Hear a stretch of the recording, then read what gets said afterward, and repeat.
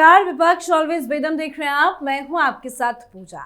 देश में एक बार फिर नागरिकता और दस्तावेजों को लेकर सियासत तेज हो गई है। विदेश मंत्रालय के एक बयान के बाद विपक्ष मोदी सरकार पर हमलावर है और एनआरसी से लेकर सीए तक का मुद्दा उठाया जा रहा है। दरअसल विदेश मंत्रालय के अधिकारी ने साफ किया कि पासपोर्ट एक ट्रैवल डॉक्यूमेंट है। इसका मुख्य उद्देश्य किसी भारतीय नागरिक को विदेश यात्रा की अनुमति देना है। अधिकारियों ने यह भी कहा कि पासपोर्ट को कभी भी भारतीय नागरिकता का अंतिम और अकेला कानूनी प्रमाण नहीं माना गया। सरकार ने यह भी स्पष्ट किया कि मोदी सरकार ने पिछले 12 वर्षों में पासपोर्ट को लेकर कोई नया फैसला भी नहीं लिया, यानी जो व्यवस्था पहले थी वही आज भी लागू है। लेकिन सरकार के इस बयान के बाद विपक्ष ने तुरंत इसे राजनीतिक मुद्दा बना दिया। कांग्रेस समेत इंडी गठबंधन के कई नेताओं ने आरोप लगाया कि सरकार धीरे धीरे ऐसे हालात बना रही है जिनके जरिए लोगों की नागरिकता पर सवाल उठाया जा सके। विपक्ष ने दावा किया कि ये भविष्य में एनआरसी लागू करने की तैयारी का हिस्सा हो सकता है। विपक्ष लगातार ये नैरेटिव बनाने की कोशिश कर रहा है कि सरकार नागरिकता से जुड़े अधिकारों को लेकर नई प्रक्रिया लागू करने जा रही है। तो विपक्ष क्यों है परेशान, इस पर आज चर्चा करेंगे। तो वहीं पंजाब में बवाल जारी है। भगवंत मान एक वीडियो और बेअदबी को लेकर बुरी तरह से फंसते जा रहे हैं। लगातार उनके इस्तीफे की मांग भी तेजी से बढ़ती जा रही है। इस मामले पर आम आदमी पार्टी सफाई पे सफाई दे रही है। तो क्या कुछ चल रहा है पंजाब में, इस पर भी चर्चा करेंगे। मेरे साथ स्टूडियो में मौजूद हैं कैपिटल टीवी के editor in chief doctor Manish Kumar और एग्जीक्यूटिव एडिटर राजीव जी। सर, आप दोनों का बहुत बहुत स्वागत है। धन्यवाद। सर, शुरुआत भगवंत मान से ही करते हैं। क्या कुछ चल रहा है पंजाब में और कैसे हर बढ़ते दिन में भगवंत मान फंसते नजर आ रहे हैं? देखिए, मुझे तो साफ साफ दिख रहा है कि वहां पे राष्ट्रपति शासन कभी भी लागू हो सकता है जी। कारण आम आदमी पार्टी के अंदर कोलाहल मचा हुआ है, हाहाकार मचा हुआ है। क्योंकि अकाल तख्त ने 29 तारीख को 11 बजे तमाम सिख विधायकों को और अधिकारियों को समन किया है कि आप इधर आओ जरा। किस लिए? ये पूछने के लिए कि आप ये बताओ कि ये जो गुरुदोखी और सिख समाज के खिलाफ ये काम करने वाले व्यक्ति के साथ खड़े हो या फिर अकाल तख्त के साथ खड़े हो। You have to choose. और इस चीज को लेकर के लगातार विधायकों को फोन जा रहा है कि भाई जो चिट्ठी भेजे थे मिल गया ना, ये कल मत कह देना कि हमें मालूम नहीं है। और दिक्कत क्या है कि अब पत्रकारों से बात कर रहे हैं ये लोग, जो सिख एमएलएज हैं, वो कह रहे हैं कि हम लोग तो फंस गए भाई, किधर जाए, वहां तो जाना पड़ेगा। और इस बीच एक नया दांव, नया पासा खेल दिया भगवंत मान ने।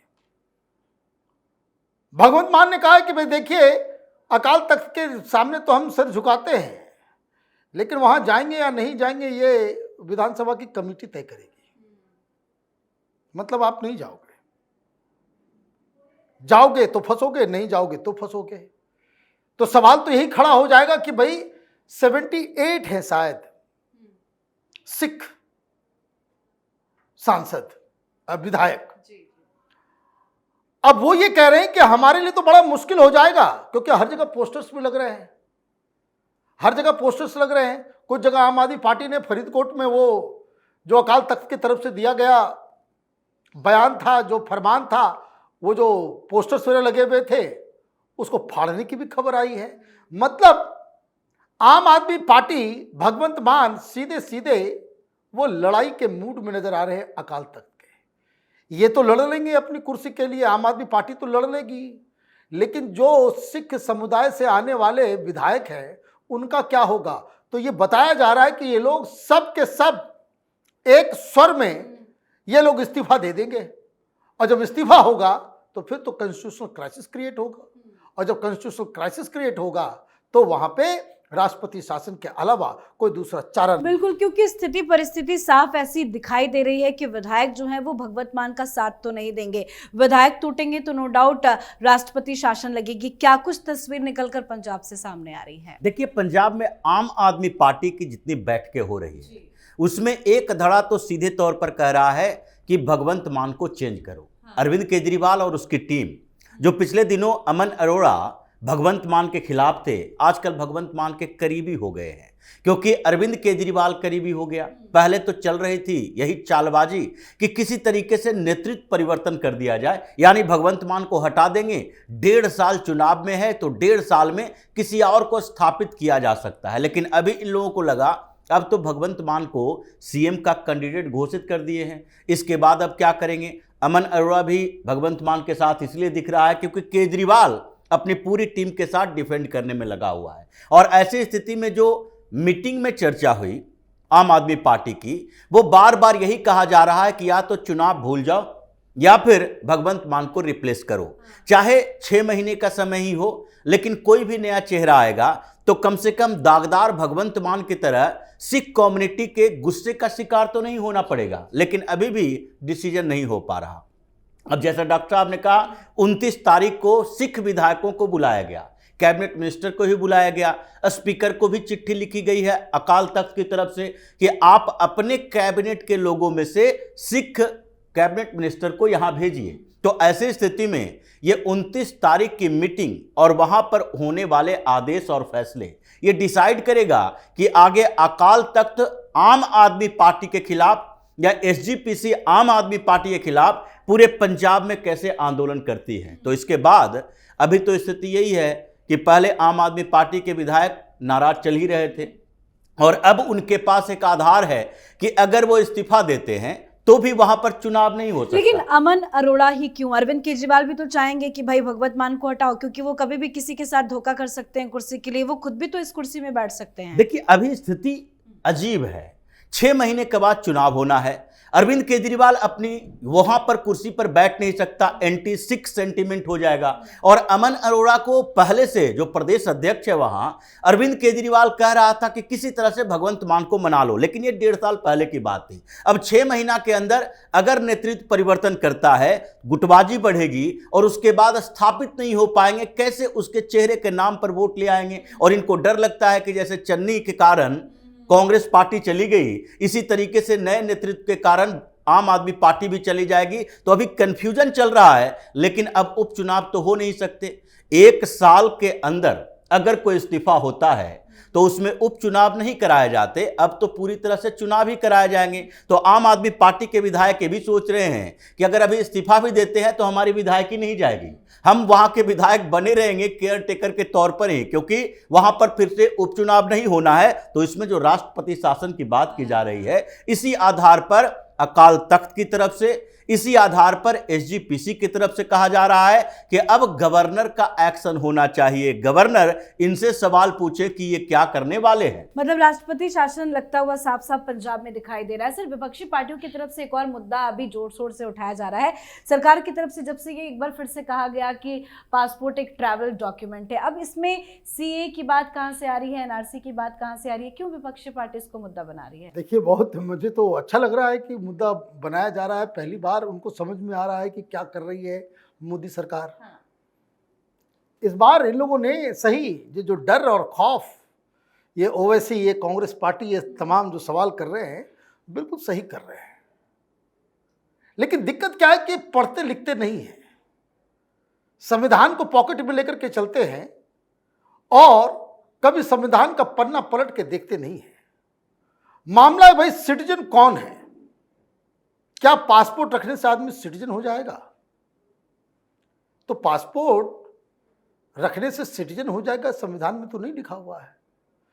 संविधान में तो यही लिखा हुआ है 4 तरीके से आप जो है बन सकते हैं, by birth, bye registration, bye naturalisation, या फिर भारत ने किसी की जमीन जो है किसी दूसरे देश के ऊपर जाकर कब्जा कर लिया और ये डिक्लेयर कर दिया ये हमारा टेरिटरी है, तो उसके अंदर जो लोग हैं वो बन जाएंगे।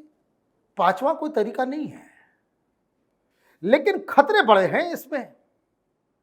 पासपोर्ट का मसला इसलिए उठा है क्योंकि ये देखा गया अभी क्या हुआ है, एक पूरे पर्सपेक्टिव में समझ लीजिए।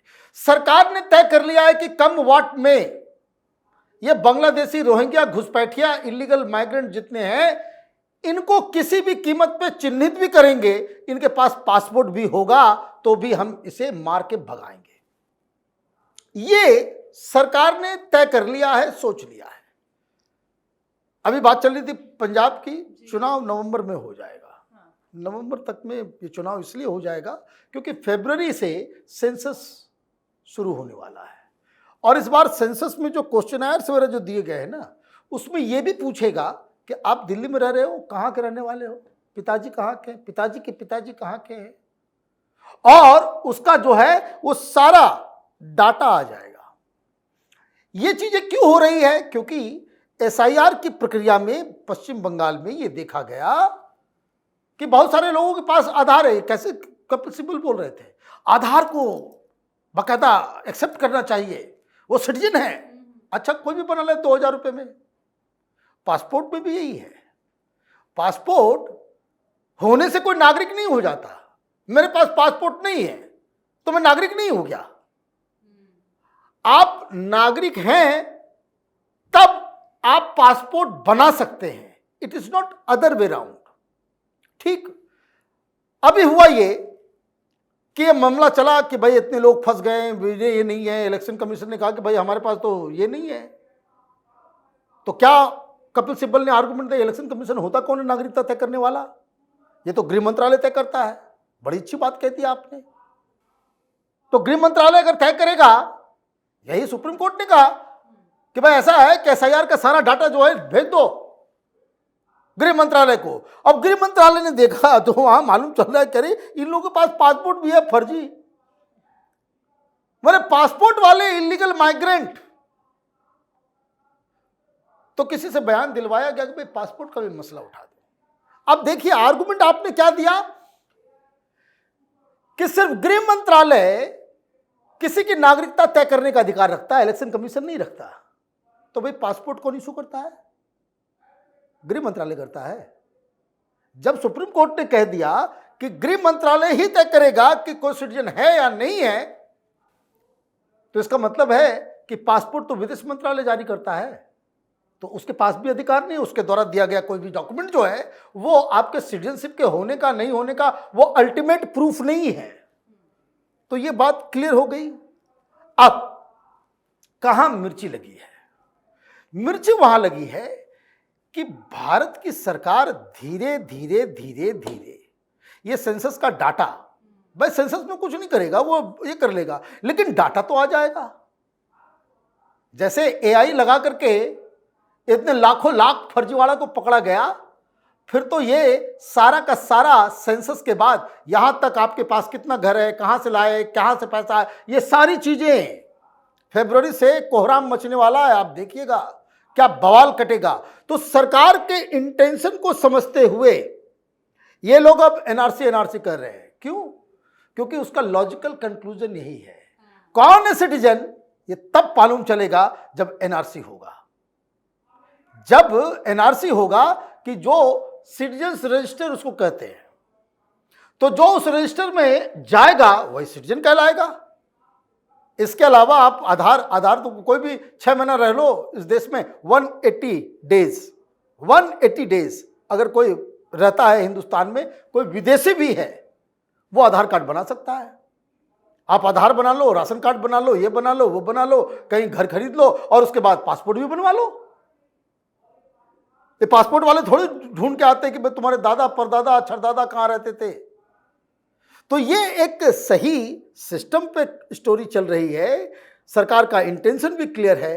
और इनको दिक्कत ये है कि इनके जो वोट बैंक इधर उधर से जो इन लोगों ने करोड़ों लोगों को घर के अंदर हिंदुस्तान में धर्मशाला बना करके घुसवा लिया है, इन लोगों के जाने का रास्ता साफ होगा, इसलिए ये बिल बिला रहे हैं। बिल्कुल, तो ये सारे प्रोसेस को समझे, अगर एसआईआर से जोड़ते हुए सभी को देखें कि किस तरह से वेरिफिकेशन डॉक्यूमेंट्स का हो रहा है और जो सरकार की तरफ से बयान आ रहा है, इससे तो सारी विपक्षी पार्टियां, क्योंकि ममता बनर्जी भी आरोप लगा चुकी हैं पहले कि ये बैकडोर एनआरसी लाने की तैयारी है, तो ये ममता, राहुल, अखिलेश से लेकर तमाम विपक्षी दलों के लिए कितना बड़ा झटका होगा? देखिए, इन लोगों को क्या तकलीफ है एनआरसी से? अगर कोई नागरिकता साबित करने के लिए एक प्रक्रिया चल रही है, तो देश में काम करने वाली राजनीतिक पार्टियों को तो खुश होना चाहिए कि हमारे यहाँ इतने नागरिक हैं, और जो विदेशी हैं उसे बाहर जाना चाहिए। अभी एसआईआर की प्रक्रिया में जितने स्टेट में एसआईआर हुए, 6 करोड़ नाम वोटर लिस्ट से हटाए गए। 6 करोड़ ये छोटी मोटी संख्या नहीं है।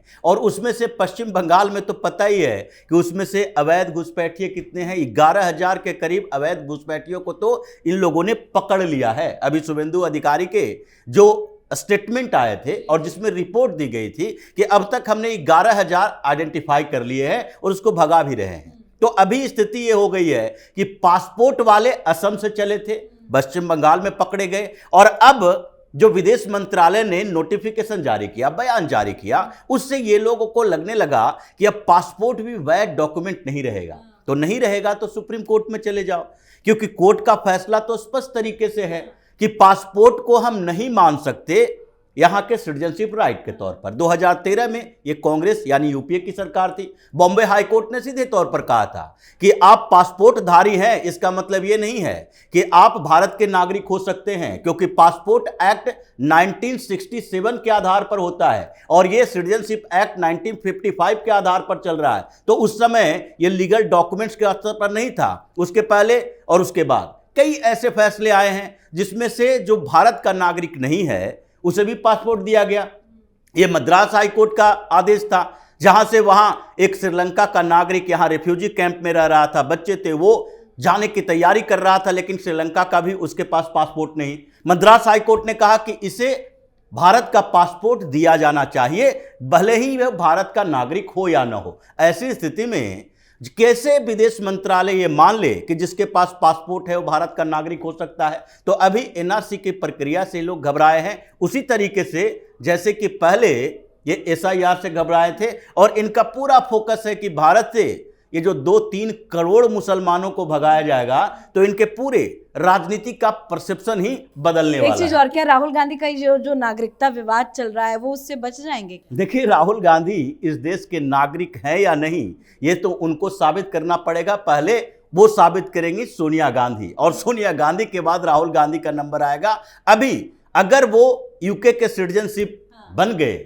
और साबित हो गया तो उसके बाद तो उनका पासपोर्ट भी जब्त। ये बात बार बार चली है कि पासपोर्ट तो कैंसिल किए जाते हैं, जब्त किए जाते हैं, अपराधी हो तो जब्त कर लिए जाएंगे, ऐसे में क्या नागरिकता की जब्ती होती है? तो ये दोनों विवाद ऐसे घिर गया है, राहुल गांधी तो इस पर सवाल करने के लायक ही नहीं बचे। बिल्कुल, बहुत बहुत धन्यवाद आप दोनों का। धन्यवाद। तो विदेश मंत्रालय के अधिकारी ने साफ किया है कि पासपोर्ट एक ट्रैवल डॉक्यूमेंट यानी कि यात्रा दस्तावेज है, पर सरकार के इस बयान पर विपक्ष डर का माहौल बना रहा है। सरकार पर कई सारे आरोप लगाए जा रहे हैं। विपक्ष ने दावा किया है कि यह भविष्य में एनआरसी लागू करने की तैयारी का हिस्सा हो सकता है। विपक्षी पार्टियों को डर है कि कहीं एनआरसी लागू ना हो जाए। तो वहीं भगवत मान के बेअदबी वाले वीडियो पर आम आदमी पार्टी डरी हुई है। भगवत मान बुरे फंसे हुए हैं और अब पंजाब में राष्ट्रपति शासन लगने की भी खबरें सामने आ रही है। तो इन तमाम खबरों पर आप भी अपनी राय कमेंट करके लिखिएगा। देखते रहिए कैपिटल टीवी। नमस्कार।